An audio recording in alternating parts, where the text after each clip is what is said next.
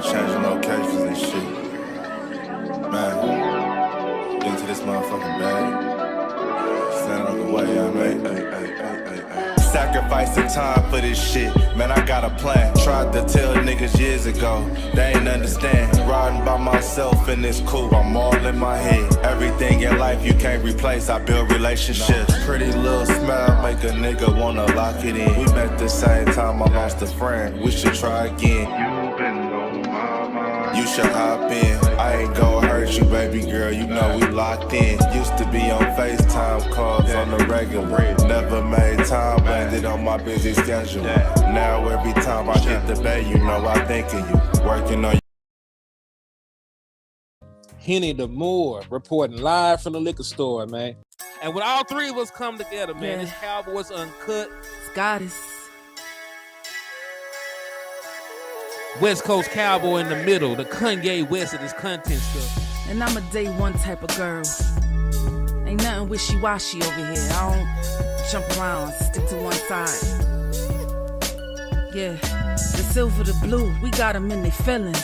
That star on the field, come pay the D a visit. They say it's hatred, is it? I call it hate and simping. Cause if we wasn't that hating, they wouldn't be in our business. Listen, West Coast say the water tastes better. The fan base go harder, and all the ladies get wetter. Yeah, that's how it is when you straight reppin' for Dallas. We get it in the trap, and landlord tell us what's happening.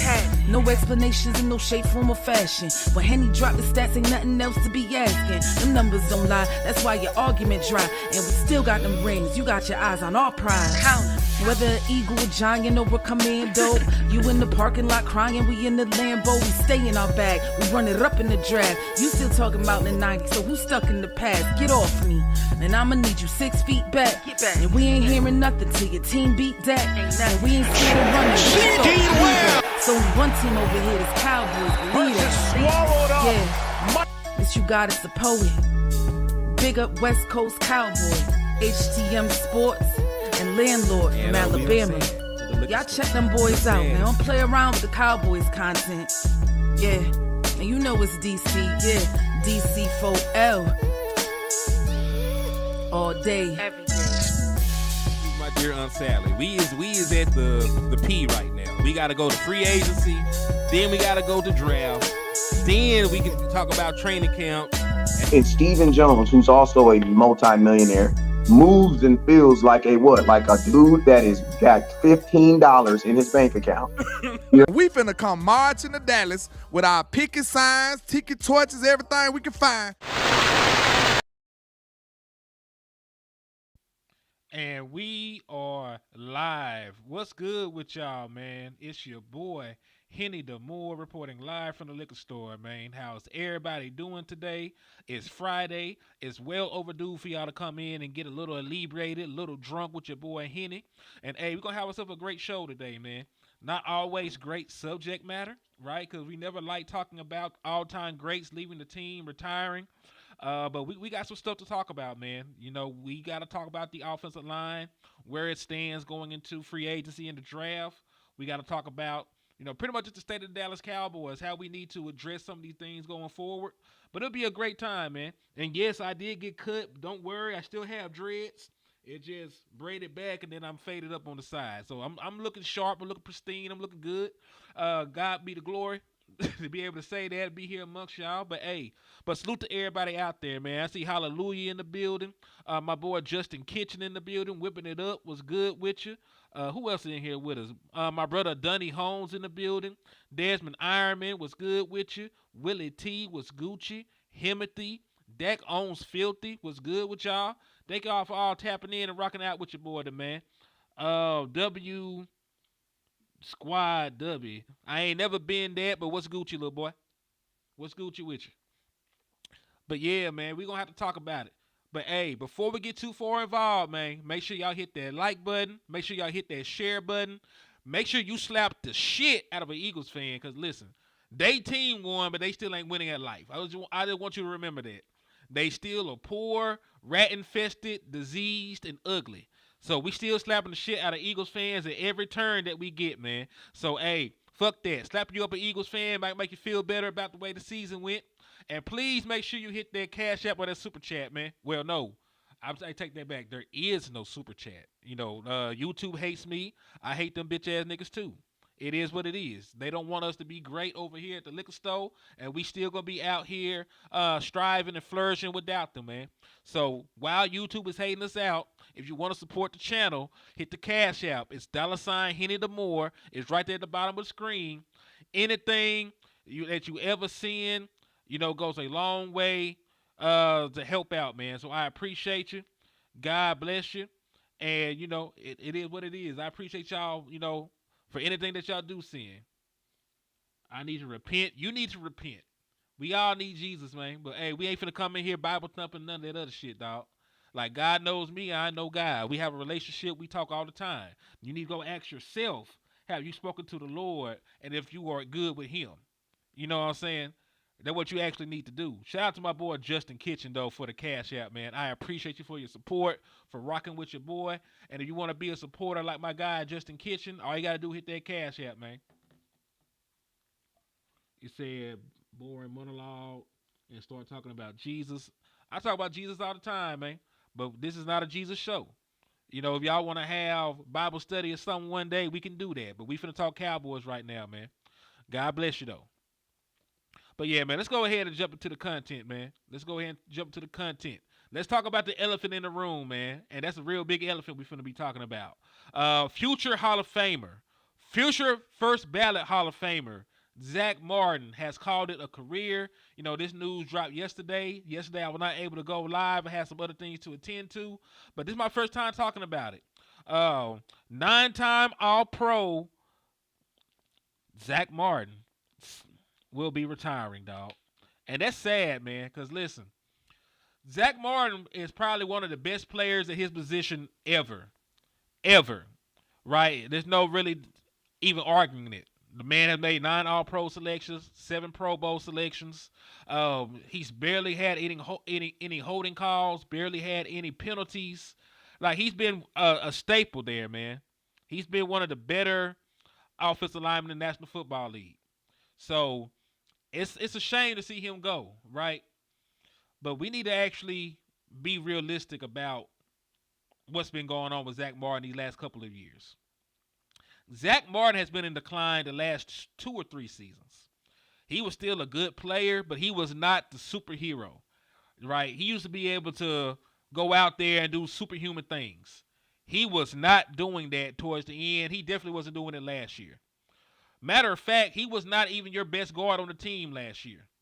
You were a better football team without Zack Martin last year.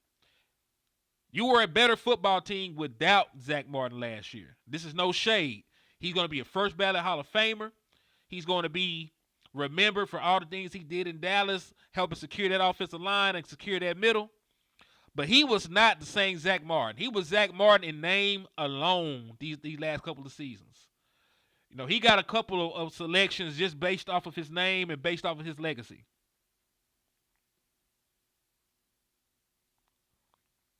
Yeah, so that's how I feel about that. Like, God bless Zack Martin. I appreciate everything Zack Martin has ever done for the Dallas Cowboys. But let's keep it 1,000, y'all. There were better offensive linemen on this team. Since Tyler Smith has been here, Tyler Smith has been your best guard. Even with Zack Martin here, Tyler Smith has been your best guard. So I get it. A legendary player. He's going to join the list. Listen, he's going to join a long list of guys that never got a chance to win a Super Bowl, that never got a chance to, go to a championship game, win a Super Bowl. He's going to join this list. Tony Romo, All-Pro quarterback, never made a championship game, never made a Super Bowl. Jason Witten, never made a championship game, never made a Super Bowl. Zack Martin, never made a championship game, never made a Super Bowl. DeMarcus Ware, All-Pro, never made a championship game, never made a Super Bowl. Tyron Smith, future Hall of Famer, along with Zack Martin, never made championship game, never made a Super Bowl. Same is true for Dez Bryant, All-Pro, will probably be a ringer under candidate. Sean Lee, All-Pro. Ezekiel Elliott, All-Pro. Travis Frederick, All-Pro. None of them had the opportunity to actually play in a championship game or a Super Bowl. And it's sad when you think about all the talent that the Dallas Cowboys had and they couldn't put it together. You know what? DeMarcus Ware, but he didn't do it with Dallas. He didn't do it with Dallas. You know what I mean? Like, he went on to Denver and did it. And matter of fact, let's swap DeMarcus Ware out then. Let's swap DeMarcus Ware out with another DeMarcus. DeMarcus Lawrence is a former All-Pro, 4-time Pro Bowler. He's never played in a championship game, never played in the Super Bowl. Like, it's sad when you really think about all the great talent the Dallas Cowboys have had, and they have not been able to get over the hump. And hell, hopefully we don't add Dak Prescott into that. Another All-Pro player that has not made a championship game. CeeDee Lamb is another All-Pro player that never made a championship game. Yeah, y'all corrected me because you are right. He won a Super Bowl. I think they actually went to 2 championship games. Man, they went to 2 Super Bowls, I think. They went to 2 Super Bowls. One they got blown out in, one they won. So yeah, he's been to 2 Super Bowls. So you are right. So let's just swap DeMarcus Ware out. Let's swap DeMarcus Ware with DeMarcus Lawrence, and it will still be true. All-Pro player that ain't made it to where they wanted to make it to because of the dysfunction in Dallas. And shout out to my boy Lou, man. And listen, me and Lou been going back and forth about offensive linemen for a very long time. Because listen, I give him a hard time about offensive line, but it's very important. Like, I'm not going to sit here and act like it's not important, but I think we have fundamentally different things, in our mindset when it comes to building an offensive line. Because I strongly believe in player development. I really do. I strongly believe in player development. I believe in having a program in place to benefit the development of a player so that they can grow into being that guy. And I also believe in earning playing time. I also believe if you play well enough for a stretch, you should want to be able to take another look at them and see if they can prolong that for a prolonged period of extent of time. Right? See if they can maintain that level of play for a season. And that's one of the things I want to talk to y'all about, because we now have the question of what do we do at the guard position with Zack Martin, calling it a career.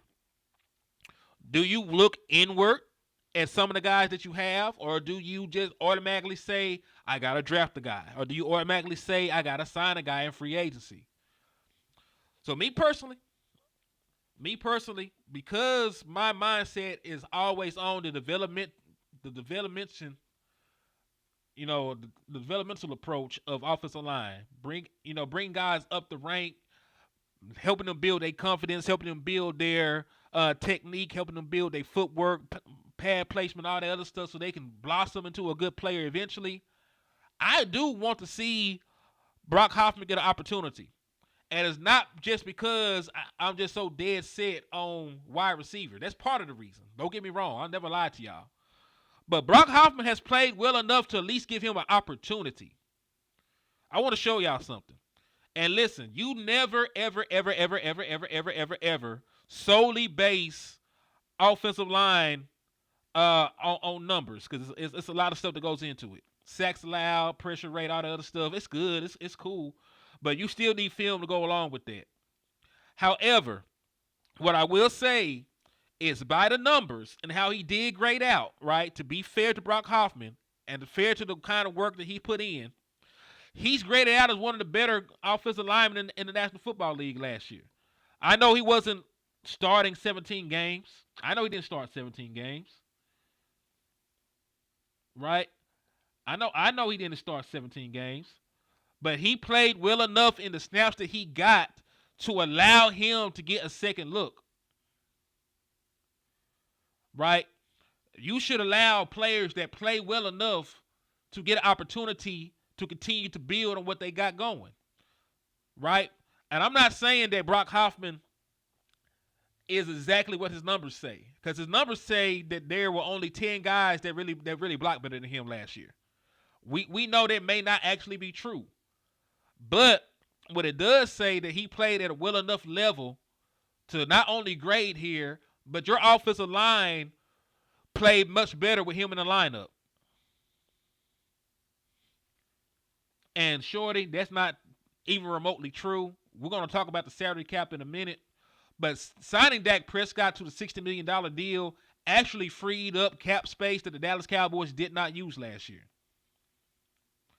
They had free cap space that they just rolled over into this year.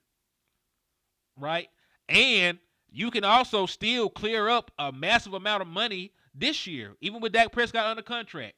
By restructuring Dak and restructuring CeeDee Lamb, they got those built-in levers within their contracts. You can free up a whole lot of money.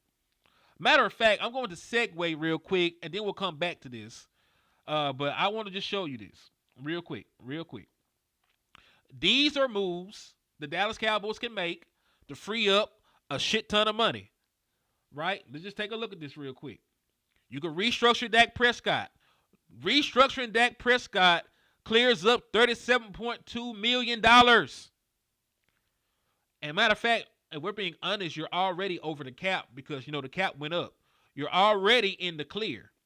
So if the only thing the Dallas Cowboys did in the offseason was restructure Dak Prescott and cleared up an additional $37.2 million, you would have $39.6 million you could spend. And because of the way the contracts are structured and the signing bonuses not going against the actual cap, you can sign like eight or nine players just by restructuring Dak Prescott, including Micah Parsons. Right? And speaking of Micah Parsons, because that deal got to get done, when you do restructure Micah Parsons, you're going to save an additional $18.2 million. So guess what?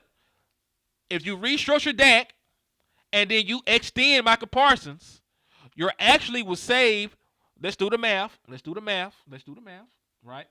We're going to take 37.2. Right. We're going to take 37.2. Then we're going to add 18.2.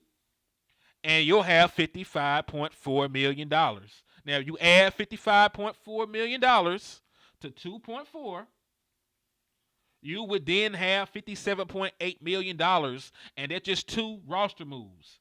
Now, with $57.8 million, you can sign numerous free agents, sign your draft picks. You could trade for a player with a high contract.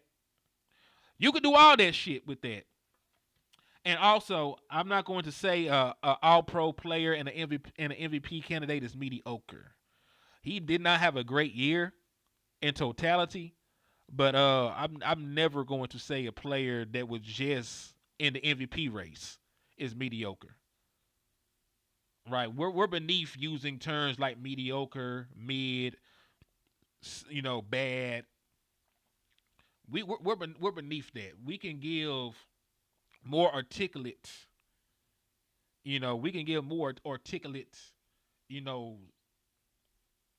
thoughts on why we don't like this player, how they perform in certain moments, maybe some things about consistency. You could argue different things about a player in a more nuanced way than just using these buzzwords. So, I never, ever, ever want to, use shit like mediocre. Because a lot of these guys, even though we don't always like these players or they play style, a lot of these guys that we say ain't shit are Pro Bowlers. They're all pros. They're former rookie of the years. They're all kinds of things, right? So I don't like the term mediocre, except if it actually applies. I don't like applying mediocre to all pro players.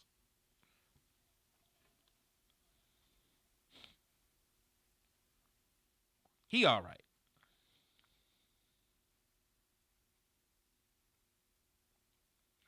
Who said that CeeDee Lamb was overrated? Oh my God. Yeah, nah. CeeDee Lamb is still he's still one of them ones.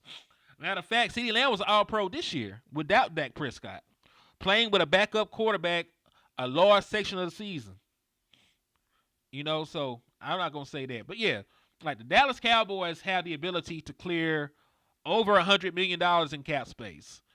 If you did everything on here, restructure Dak, restructure Lamb, restructure Steele, restructure Trayvon Diggs, extend Micah, and maybe cut Darno and Clark, you can have over 100 M's and do whatever you want. The issue is the Dallas Cowboys aren't the Eagles, unfortunately. The Eagles do stuff like this because they know the salary cap increases every year. So even when it comes time to pay the piper, you're not really paying as much as you normally would, right? Because you got to think about it. They've been to 3 Super Bowls in the last 8 years, 8 seasons, and they've had a bunch of high dollar contracts. They let those guys go, let them guys walk, traded them away, and they've been able to rebuild in short fashion, and they're back competing. So it's not like it's impossible. It's just the Dallas Cowboys don't like operating that way, right? For whatever reason, they don't like operating that way.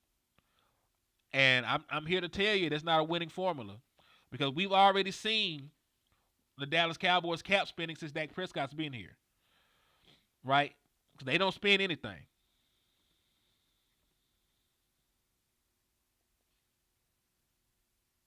Oh yeah, man, he's doing okay. My boy is healing, meditating. You know, he's good. Okay, yeah. And listen, I never like giving a lot of credit to the Eagles because fuck them folks.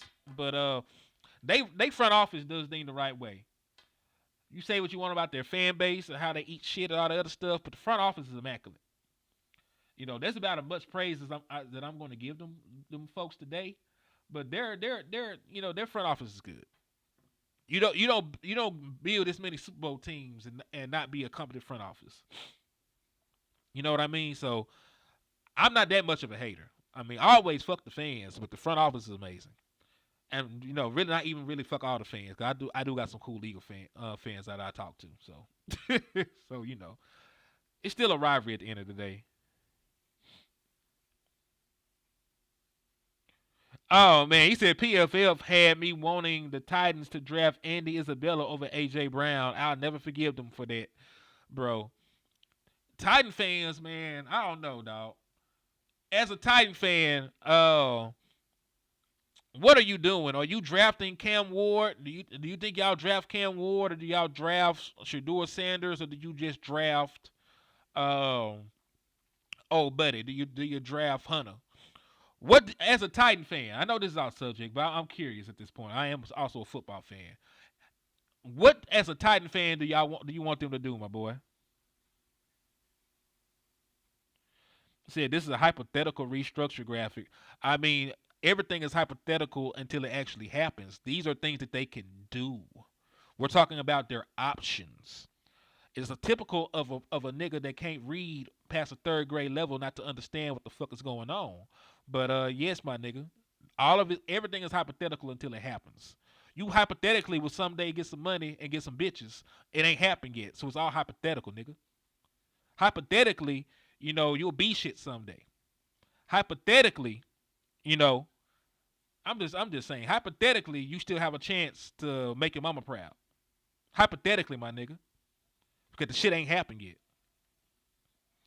He said the biggest problem with the Cowboys is the general manager mixes his fanatic and his business. I know. He should not be in charge of all that shit, man. He should not. Shorty said, I want Travis Hunter. I don't think any quarterback could win with the Titans supporting cast right now. God. Is y'all stuff that bad? I got to think. Y'all don't really have any wide receivers. I think Tony Pollard is a decent running back. So I don't know, man. I don't know. It really going to depend on what y'all do in free agency as well. Do you think y'all got enough capital and stuff to be able to go out there and build around a quarterback? Right? Do y'all think y'all got the cachet to maybe sign an Amari Cooper and a Stephon Diggs, right? Maybe sign an offensive lineman in free agency and then draft your quarterback. I know it won't be like instantaneously competing for a title or anything like that, but you would have put together the skeleton of a competent offense around him at that point. Because you'll have a good veteran wide receiver in Amari Cooper, who's a route runner, very quarterback friendly. Stephon Diggs, can give you some splashes here and there. You still have Tony Pollard out the backfield. You also have Spears. So I think, if you could shore up that offensive line and get that quarterback maybe one or two weapons, it would be something worthwhile to consider. I'm not saying that you'll be able to compete day one, but you can put enough stuff in place to actually see if you have a quarterback. I said, Jeffrey Simmons is a great player. All right, my boy BL said Titans should give Levi another year, surround him with better receivers and O-line, trade down. It really just depends if they actually believe in him. If they believe in him, sure. But, I'm pretty sure with a new regime going to be over there, I'm pretty sure that they're going to want their own quarterback when the time does come. So who knows, man? Said, what you think about the coaching staff we have now? I actually love our coaching staff. All of them have a lot of experience. Even Schottenheimer. I know Schottenheimer has no experience as a head coach, but he's been around the league for a very long time. He's a second-generation coach. And, I like that he has experience. When you talk about Eberflus, he had experience as a head coach, has a lot of experience as a defensive coordinator. Then coached a lot of great players in his time. That has some very successful schemes, so you feel confident with him. I like a lot of our hirings. I even like our O-line coach. I even like us hiring the offensive coordinator Clayton Adams from over there with Carolina. So I got a lot of faith in the coaching staff, but it doesn't really. A lot of times though, it don't really matter about the X's and O's. It's about the Jimmy and the Joes, right? If you don't have good offensive players and good defensive players, that shit ain't gonna matter at the end of the day, right? Okay. If the Dallas Cowboys had Patrick Mahomes, right, and the best they could give him is Jalen Brooks and Jalen Tolbert, he ain't gonna look like Patrick Mahomes. You know what I mean? If he ain't playing in a good system, if he ain't got Andy Reid, I don't know what I actually expect from that, right? So it doesn't really matter what the players are, right? Even if I had even if I had somebody like Jamar Chase as a wide receiver, right? What if I had a fire-ass wide receiving core? If I had Jamar Chase along with CeeDee Lamb, like a dream all-star lineup at wide receiver.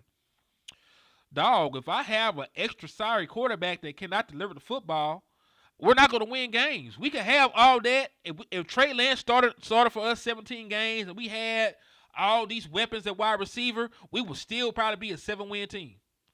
Because that shit matters at the end of the day. That shit matters. So, truth be told, the Dallas Cowboys need to have a complete team, right? Even if you think Dak Prescott is the guy, Dak Prescott needs more help than what he has, right? He needs way more help than what he has. It's been shown and proved at this point. We could say that Dak needs to win with less all we want, but we want to win as a fan base and as a team. It's obvious that the way that we have this team constructed, he cannot win that way.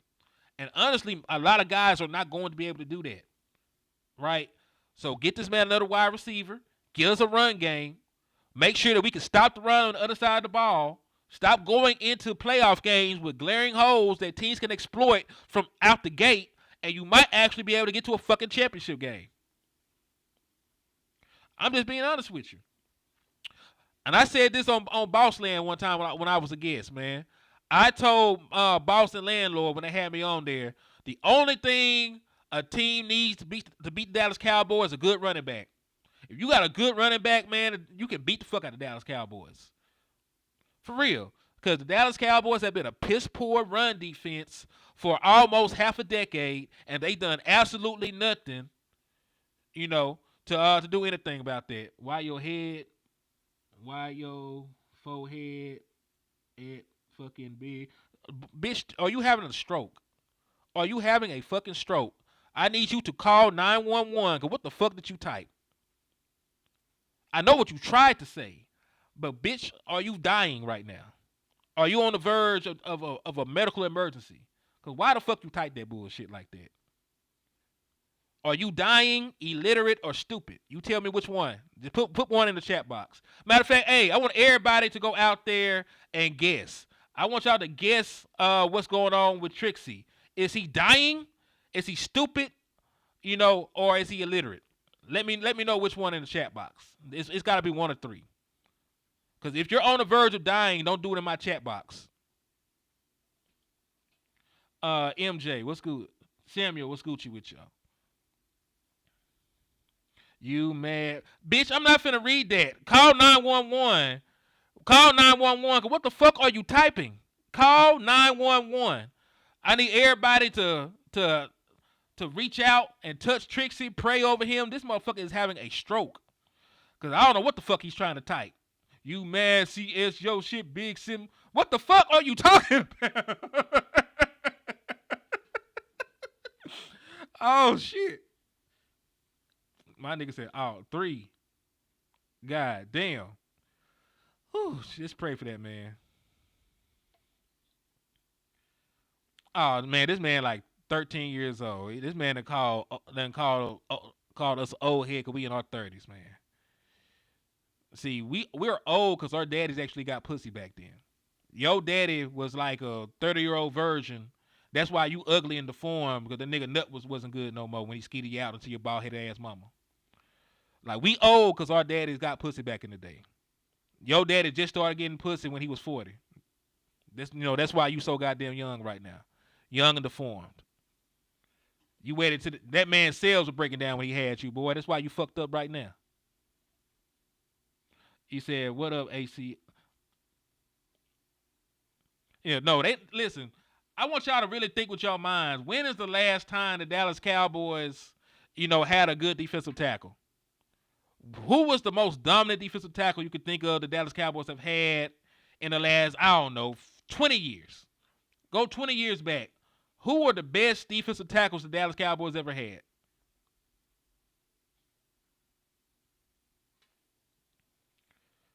Put them in the chat box for me. I know we've been joking on the trolls in the chat box and shit, but this is a real question. I want to pick y'all brains. Who were the best defensive tackles the Dallas Cowboys had?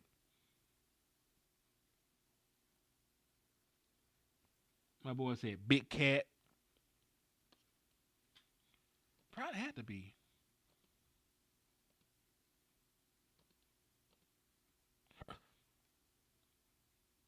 Oh boy, we got from he said Hatcher, Jason Hatcher, Jay Ratliff. He said, damn, my boy was 20 years ago. Shit. He said, we head dude for Kansas City. Man, that's sad, dog. Cause think about it. We ain't had no great defensive tackles, man. If that's the case, if Jason Hatcher is the best, then we ain't had no all-world defensive tackles then.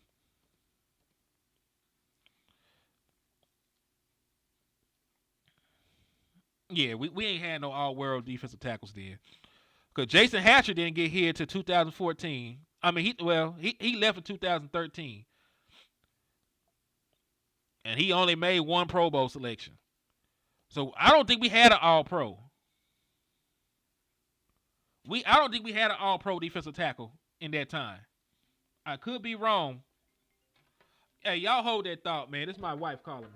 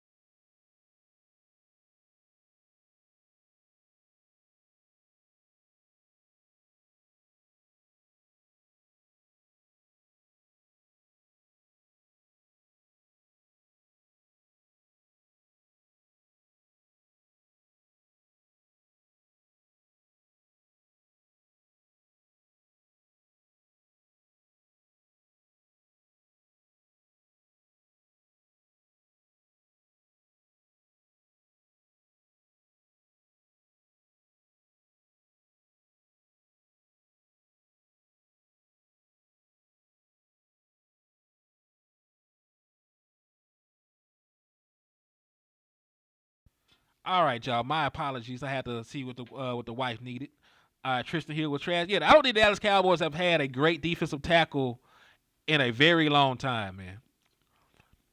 So we talk about all these all-pro linebackers, all-pro corners, all-pro. Matter of fact, there's two positions I know the Dallas Cowboys have not had all-pros in. We have not had an all-pro defensive tackle, and we have not had an all-pro safety. I can damn near guarantee we ain't had an all-pro at none of them hoes. So, yeah, man, I need the Dallas Cowboys to have a complete team. I need you to improve your run defense because you're a middling run defense.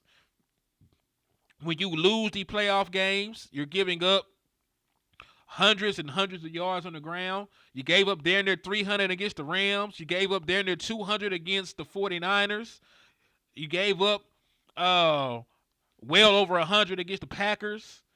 You gave up 30 points, over 30 points in 3 of your playoff losses. So your scoring defense has not really shown up in these playoff games either.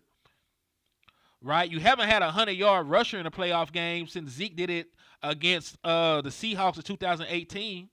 Right? So I need you to have a complete team going into the postseason. If Dak Prescott is off, I need to be able to run the football. Right? Same token. If we can't run the football, I need Dak Prescott to be able to throw the ball. But also, I need a good enough run game for them to respect it. I need them to load the box. I need them to be in single high safety looks so that we can take advantage on the one-on-ones on the outside like the Eagles did or like the Kansas City Chiefs do or like every other team, you know, that they actually respect the run game in. That's all I got to say about that. If you build a complete team, you might be able to actually get to a fucking championship game. He said, front office just sucks at getting and developing defensive tackles. I've seen that. My boy said Bob Lilly. My boy that went all the way back in the time machine to leather helmets. Ah, damn.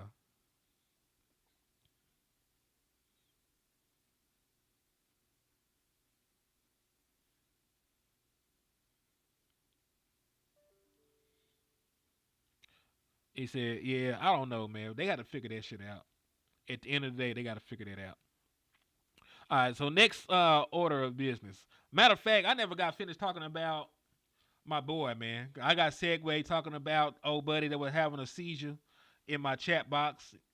But yeah, we need to talk about this in depth. I want to have a real deal conversation with you. Because listen, offensive line is important. It's very important. It's also important, you know, to develop your players. So the players that do show signs of life and do show the ability to play in the National Football League at a high level, I want the Dallas Cowboys to actually take longer looks at those guys, man. I want them to take longer looks at those guys. Because listen, Brock Hoffman finished the season with a 98.7 pass blocking efficiency grade. Minimum 20% of the snaps. He played over 20% of the snaps, right? That was tied for 11 best among all offensive linemen in 2024. He allowed just 6 pressures and 1 sack across 286 snaps. That's great. That is good fucking football. I know Brock Hoffman does not have the name. I know Brock Hoffman does not have the pedigree. But what Brock Hoffman does have on his side is the actual production.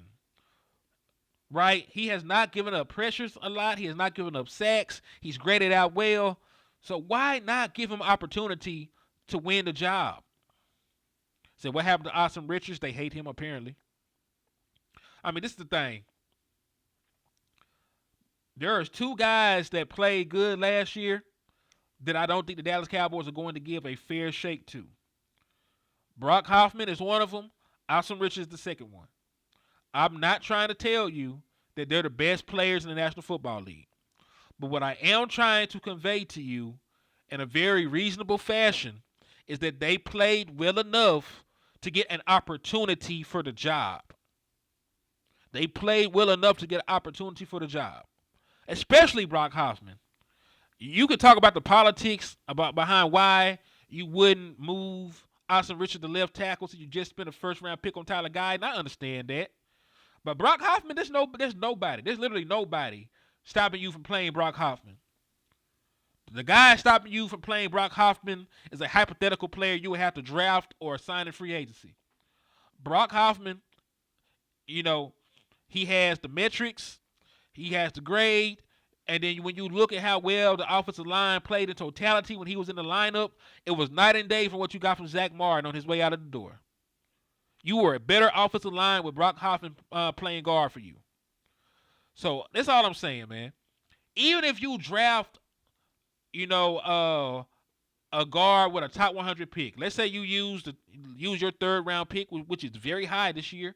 Let's say you use your third round pick on an offensive guard, right? Let's say you get somebody and you draft them, right? Draft them in the third round. Brock Hoffman should still probably be your day one starter because I believe he knows this. I believe that he's a veteran. He should be further ahead than that guy. And if Brock Hoffman plays well enough throughout the season, then you just develop the guy behind him. And if there's a fall off with Brock Hoffman, then you can just put the other guy in. But you should still at least lead with Brock Hoffman. Give him an opportunity. Right? Give the man a chance. Politics, Charles. And listen, I've had my concerns about how our offensive line has been developed over these last couple of years because there's a lot of guys we drafted that have not made strides. Austin Richards went from being a guy that they were scared to play to being a guy that I actually want to see them play more. Right? They were horrified to put him on the field when he first got here. And now, he's played well enough. He's played well enough to actually demand some playing time. All right, and Jay Bryant. Who played better than Brock Hoffman last year that's available? Because according to this, there were only 10 players who graded out higher as a pass blocker. We already know that he can run block. Right? We already know he can run block. As a pass blocker, there was only 10 players that graded out higher than him. So who is actually better than Brock Hoffman right now for the Dallas Cowboys? Or any of them available? Because this is the thing. I don't want us to get caught up on names. I want us to look at production. Who played better? Who played better? Brock Hoffman or some of these guys we're talking about bringing in? I know a lot of people talk about signing Will Hernandez. Did Will Hernandez actually play better than Brock Hoffman last year? Or is Will Hernandez just a better name? Those are real questions I want us to ask ourselves when we go into here and decide who's going to be the guard next year. Because listen, if the answer is Will Hernandez is just straight up better and performed better, I'm fine with it. Right? If you can show me with tape and everything else that if we plug and play a guy out of college, they'll be better, I'll rock with it. But I do want us to actually ask ourselves, is the guy we draft really going to be better than Brock Hoffman? Am I going to get this year one from the next dude? And even if we draft that person, even if we draft somebody like Donovan Jackson that you mentioned, right?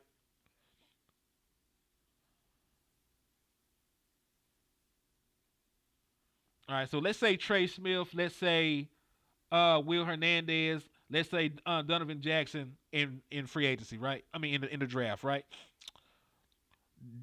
Will they be better year one on this offensive line than Brock Hoffman? And you said Brock going back to center. So we're gonna play musical chairs to the offensive line again. We're gonna move. We're gonna move our boy from center to guard, and then move Brock Hoffman from guard to center.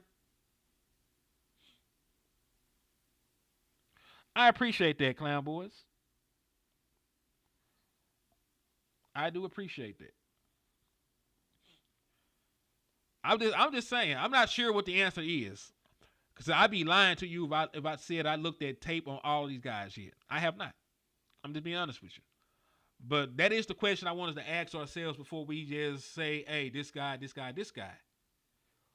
Are we 1,000% sure? Are we 1,000% sure that any one of them will be better than Brock Hoffman? Especially with the way that Brock Hoffman graded out last year. Need left tackle, right guard, right tackle. Possibly. Because this is the thing. You might really do need a left tackle.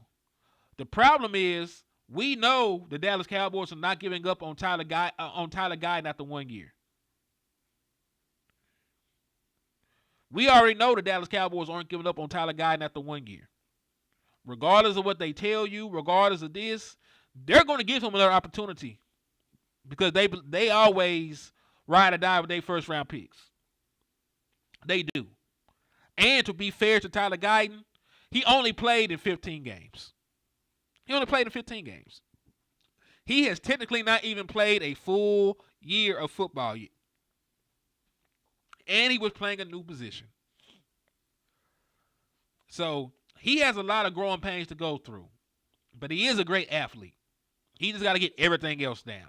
Pad level, technique, leverage, hand play, everything. Footwork, every goddamn thing. But, that's neither here nor there. But point being, they're not going to give up on him just yet.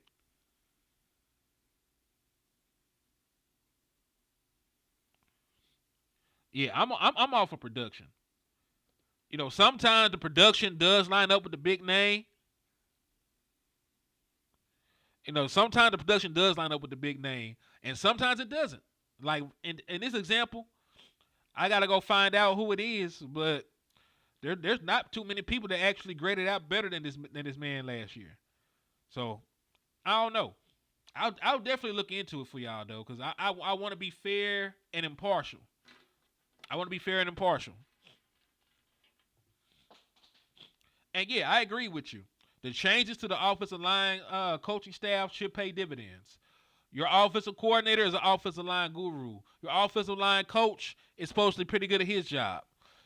So let them work with the offensive linemen. And then you still have Big Duke that you can use as a tool to help fine-tune this offensive line.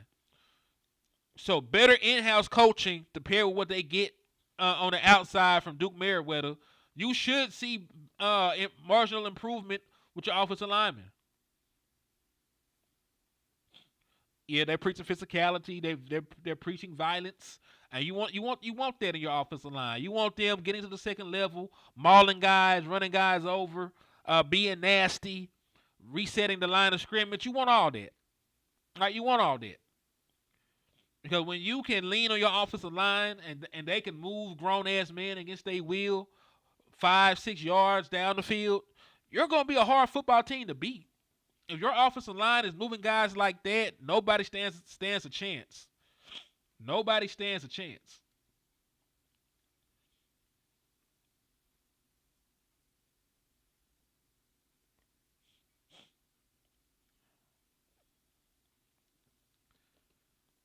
So let's take a look. I'm gonna touch on this last bit, and then we'll get out of here. Also, y'all make sure y'all hit that cash app for your boy, man. Help me keep the lights on in the liquor store so we can keep doing shows like this for the culture, man. Yeah, definitely help me keep the lights on, man. He said, "Love Shotty doesn't mind taking from the opponent and starting to your playbook." Man, I thought stealing plays was part of the game. I thought stealing plays and putting a little razzle-dazzle on them was all part of being a good offensive coordinator, So if shot it down with that, if we watching people run plays and we stealing them, I love that. Hey, salute to you from Japan, my guy. Salute to you from Japan.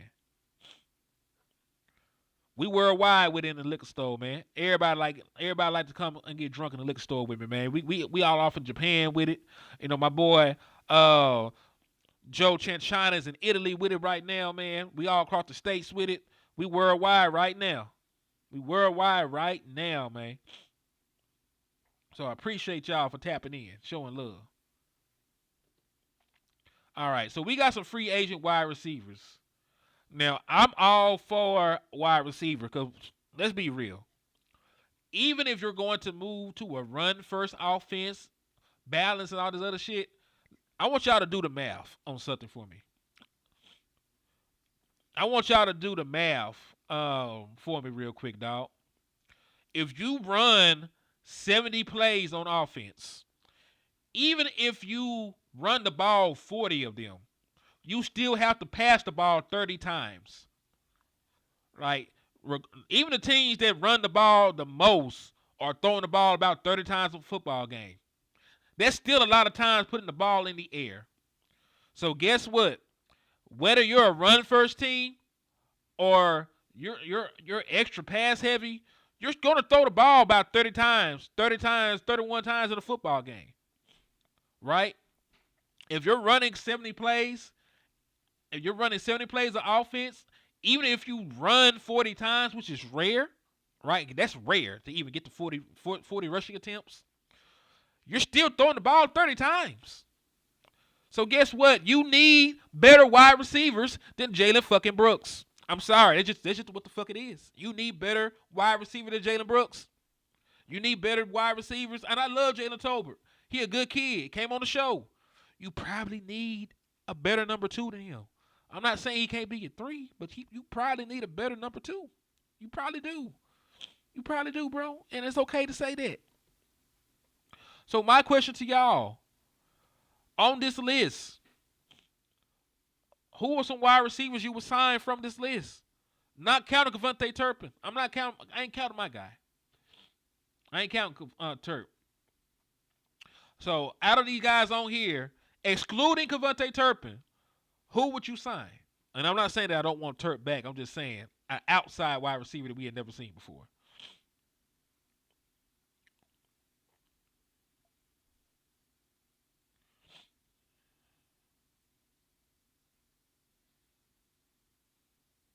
What up with you, Michael Nelson? Thank you for tapping in and showing love.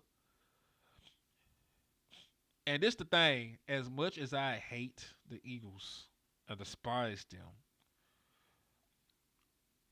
first and foremost, elite is, when we say elite, what are we saying?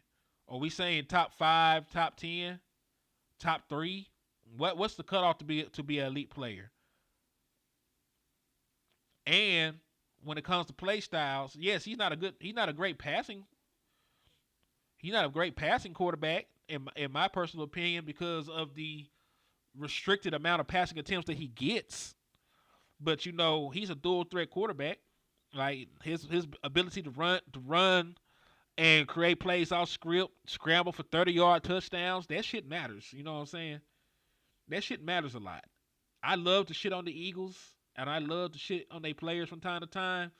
But to be fair, even if he doesn't play the style of football that I like, there's good arguments to say that the man could be an elite quarterback. There's good arguments for it. Whether you agree with it or not, there's arguments for it. I'm at least throw him that bone. I'm not gonna get caught on here saying that Jalen Hurts is like that. I'm not finna do that. Hey, y'all hold that thought, man. I got somebody knocking at the door.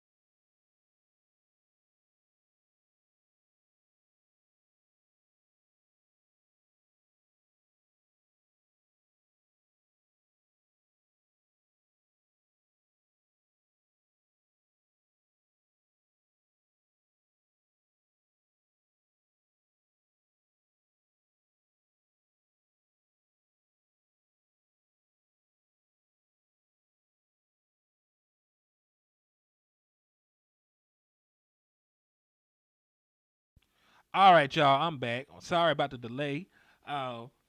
Sister-in-law brought a care package through. Shout out to her. Thank her very much. Said, be careful, Henny. That's Jerry Jones at the door. Come shut down the liquor store. Oh, man.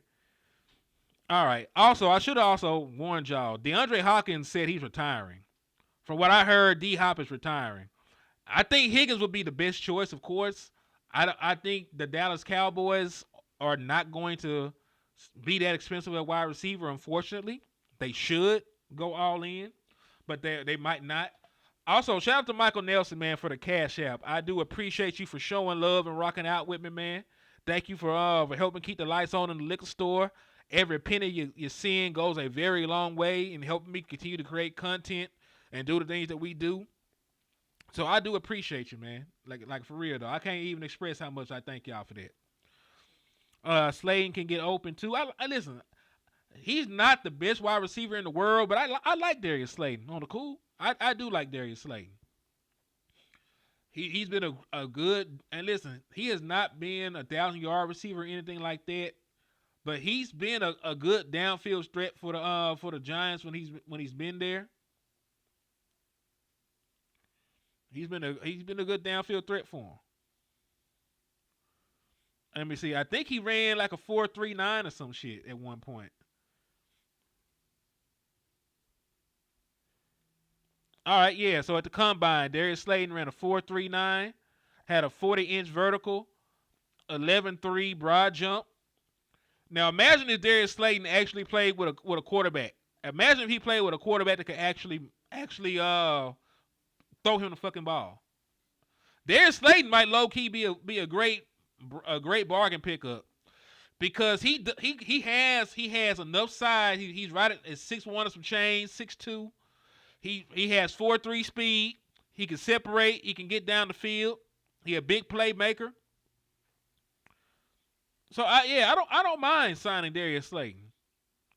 Cause listen, even though he has not been, like a 1,000-yard receiver, the man has 4 seasons of 700 yards. Matter of fact, it might be higher than that. He had 740 yards 2019, 751 in 2020, 724 in 2022, 770 in 2023. Let me see.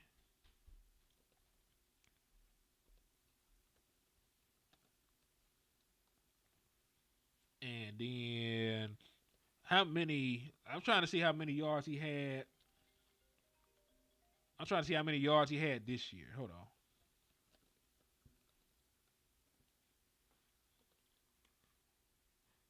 And this year, we know that they were ass, but even with that, he had 573 yards and he averaged 14 yards a catch.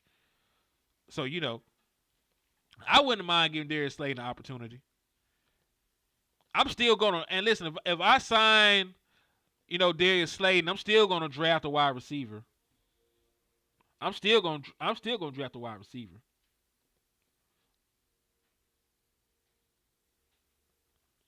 And listen, when it comes to Amari Cooper and Stephon Diggs, I don't just want one of them. I want both of them. Because I believe if you sign Amari Cooper and Stephon Diggs, that would be a needle mover.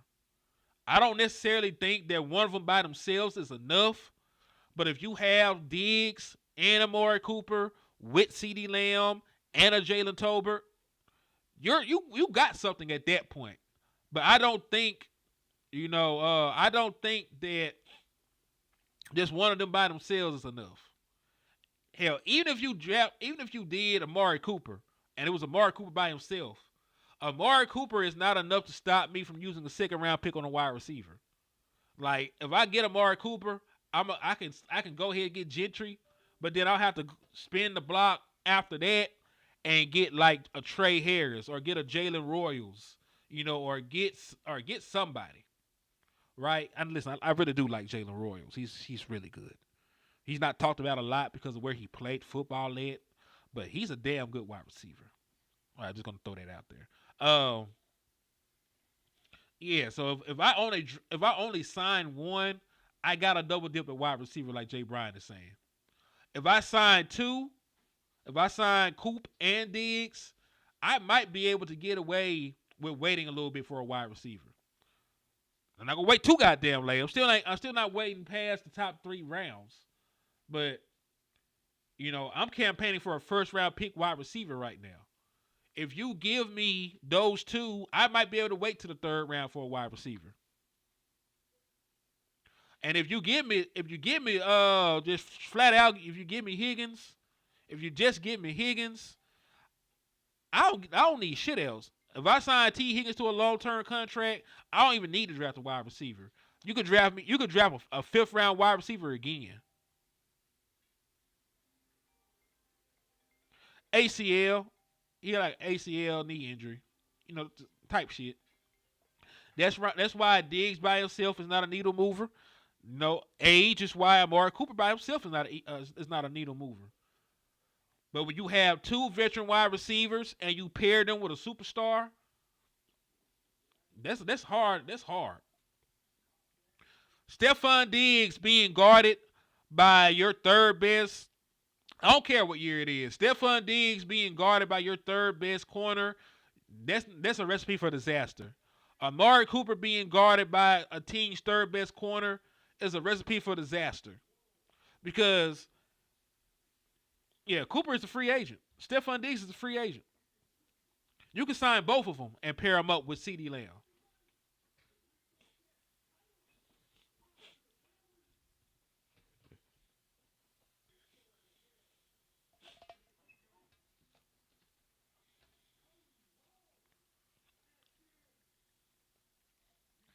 He said, "What injury did?" Yeah, but I think Diggs had a knee injury. So listen, that's what people get wrong about me. I'm not only single-mindedly thinking about wide receiver in the 1st round. If you give me T. Higgins, you don't got to draft a wide receiver to the 5th. If you give me Amari and Stephon Diggs, you ain't got to draft one to like the 3rd, maybe the 2nd, right? You don't have to go 1st round wide receiver if you actually use free agency to shore up that position. And the guy you pick up in free agency is good. Ted Johnson's good. Jack Betch is good. Jalen Royals is good. White from UNLV is good. From Vegas. Who else? Who else is a good prospect as a wide receiver? Torrey Horton. Torrey Horton had a 1st round grade at one point. Fell off like a bad batch of dope. He's still a good player in my eyes, right? There's really a lot of guys in the lower half of wide receivers.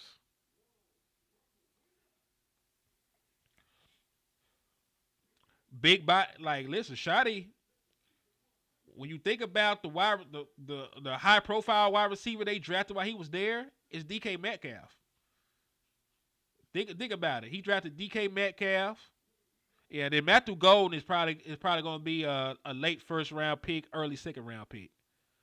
I like him, but I would talk about guys outside of the top.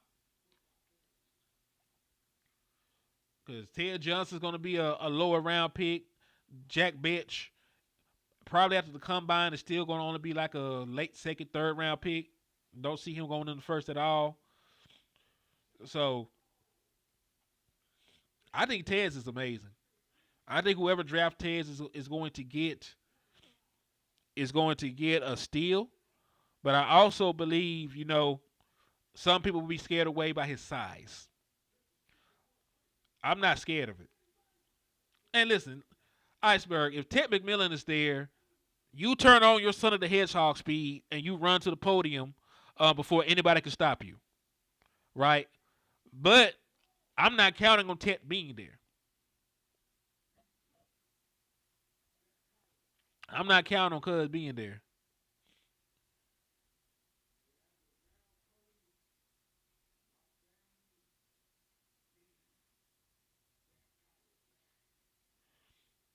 DK or T Higgins. Yeah, like hypothetically,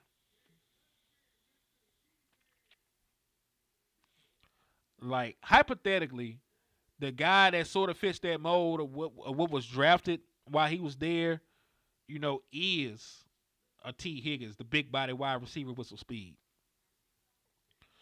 Now Metcalf is an anomaly because that guy should not run that fast and be that strong and be that big, but he does. So you gotta love it.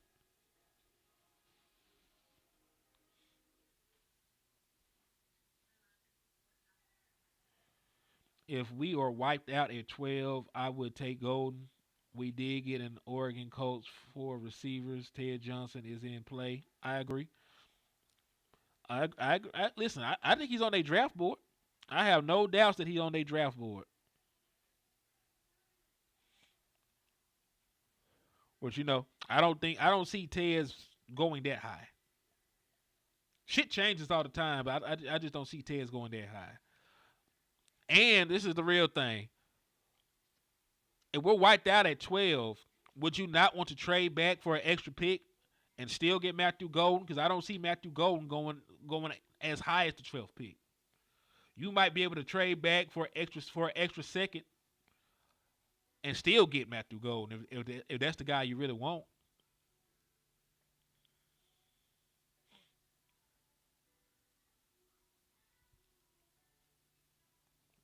Hey, it happens. This drafting shit ain't easy, man. You always gonna have more misses than hits, bro. There's only one wide receiver that I take over Genty. That's Ted. But this is the thing. Like we gotta stop acting like it's a foregone conclusion that Genty is gonna be there at 12. If Genty is who we think he is and who we want him to be, there is a real good possibility that Genty is not there. There's a real possibility he won't be there. People talking about Ted. There's a great possibility he won't be there. Great possibility that Kevin Banks won't be there. Great possibility that a lot of the guys that we fund over will not be there. So if it comes down to that, and the guys that we just gotta have are gone, we need to move back. Or if you want to be aggressive, and there's a guy that you would die to have, you might need to be willing to move up to get him.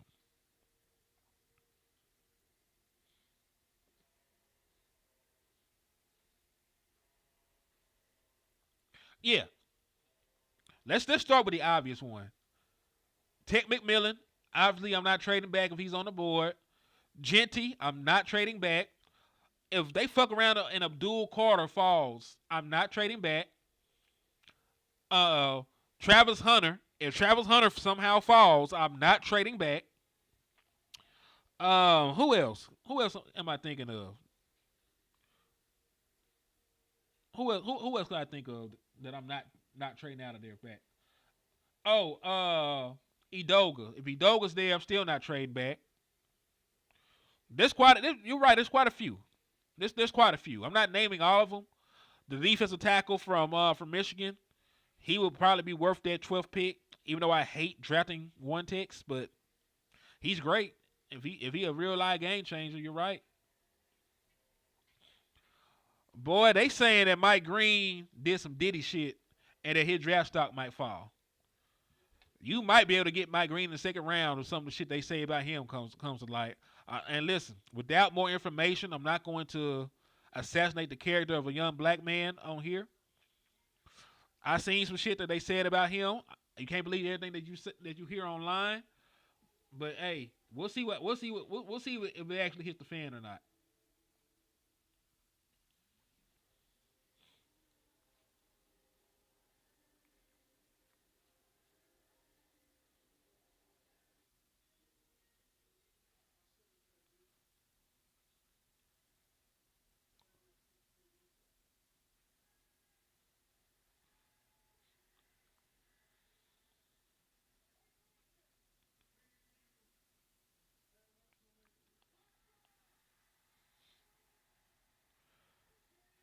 Yeah, Mike Green at 44. Listen. as long as he didn't do anything as egregious as I'm not going to speak on it, but as long as it's something that we can sleep at night about, I don't mind drafting him. But if he on some Diddy shit, then you know.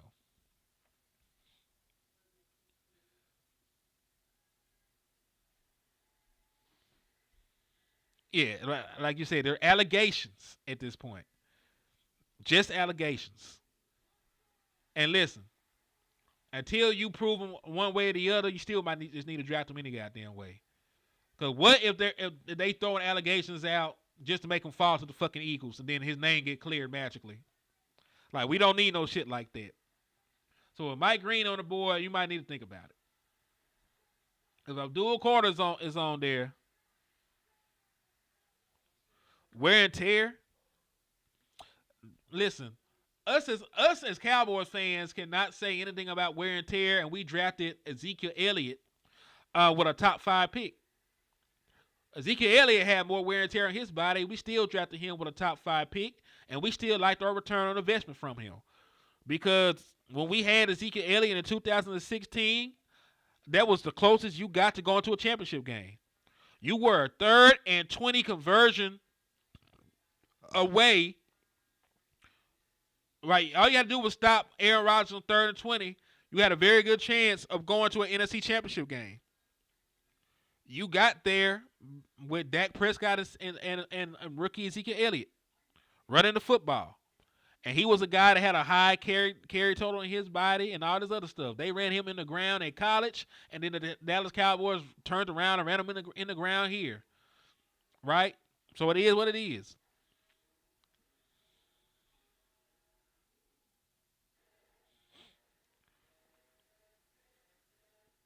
Oh, yeah. Like, listen.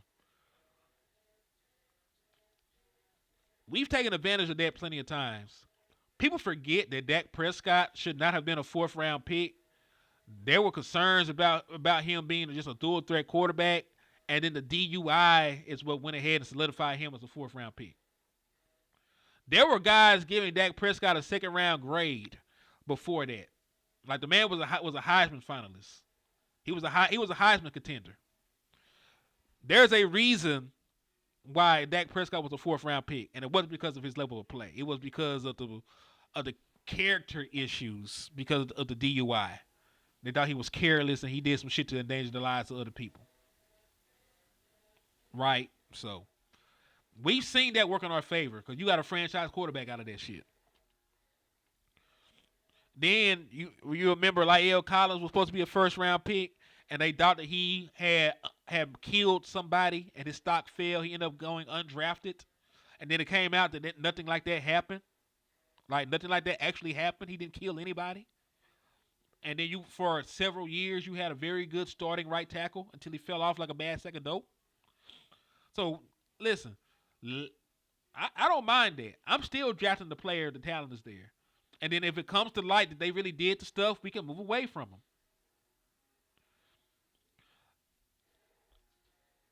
In Gainesville. Are you talking about when he got jumped? I saw the video when he got jumped. You talking about that altercation on the beach?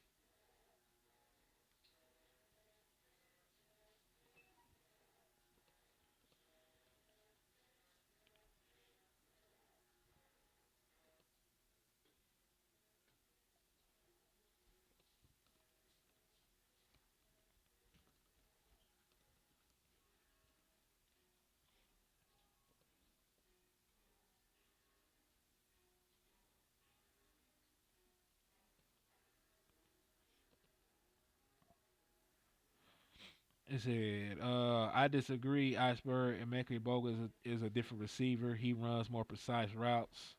Luther Burden is CD Lamb light. I like Luther Burden. I don't think you can go wrong with either one of those wide receivers because at the end of the day, there'll be upgrades over what you currently have. There'll be upgrades over what you currently have. So I wouldn't be mad at either one. Now, I think I favor Ibuka for the fact that he's a bigger wide receiver. He's a better route runner, and he also doesn't mind blocking. He does a little bit of everything. And he's very smart. Like he understands offenses. He understands what defensive coverages are trying to do. He's a guy that wins with his brain just as much as he wins with his athletic ability.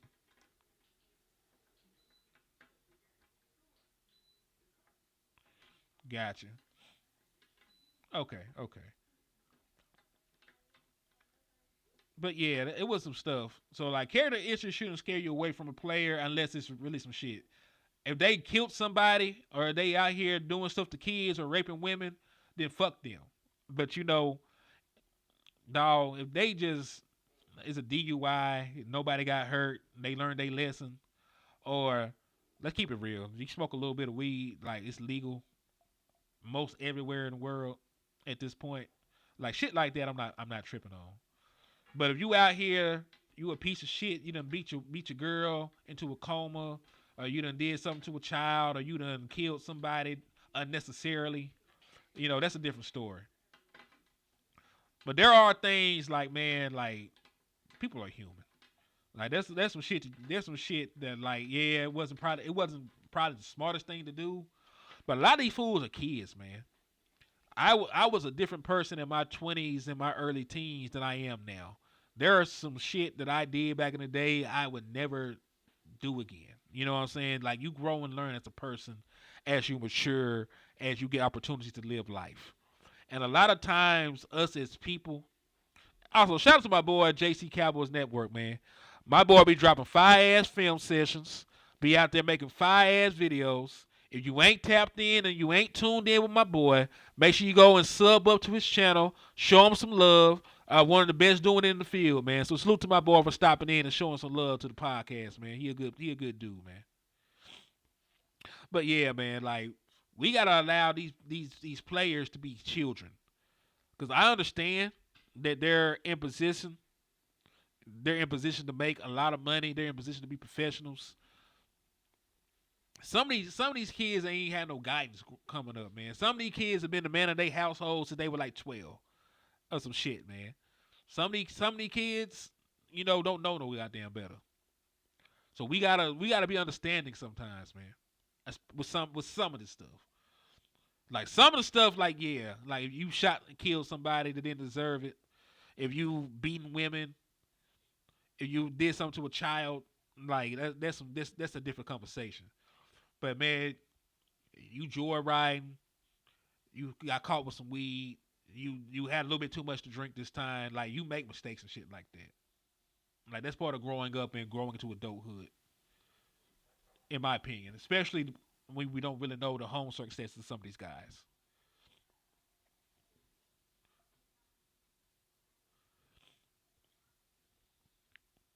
And listen, everybody y'all name, they should get an opportunity to try and earn that shit in preseason and earn that shit throughout the year. But, competition builds gladiators, man. Like, I'm not giving nobody a job. If you really like that, if you really the guy that's going to be my number 2, the other guys I bring in should not stop you from being my number 2. If you really like that, if you really like that, man, you're going to win the job anyway. If you really the person I think you is. So you know what? If you got that dog in you, if you really a competitor, if you really that talented, you'll win. You'll win the job. You'll get your opportunities. But I'm still bringing in competition. What's up with you, Dave Walker? I see you tapping in with me, man. Thank you for coming in and showing love to the platform, my boy. Let's see. I think that's everything, though, man. So, hey, it's been a good show, man. Like, we've been on here for almost an hour and a half. It's been some great Cowboys talk, some great content. I appreciate y'all for taking the time out y'all day to rock with your boy the way you've been rocking with me. It's really a Friday afternoon, man. Y'all could have been anywhere else in the world, but y'all took time out y'all day to rock with your boy Henny. I appreciate y'all for everything that y'all do. On the way out, make sure y'all share the content. Make sure y'all hit that like button. Make sure you hit that share button. Make sure y'all slap the shit out of an Eagles fan Hit that cash out, man. Like I said, YouTube hates me, and I hate them too. I hate them too. It's mutual. But we ain't gonna let them stop our shine or our progression. If you got love for your boy, want us to continue to prosper and grow, hit that cash out, man. It goes a long way in helping us, it goes a long way in helping us do what we do over here, man. So I appreciate y'all in advance. And until next time, man, in the words of West Coast Cowboy, never look down because the star is up. Peace, God bless, and as always, fuck the Eagles.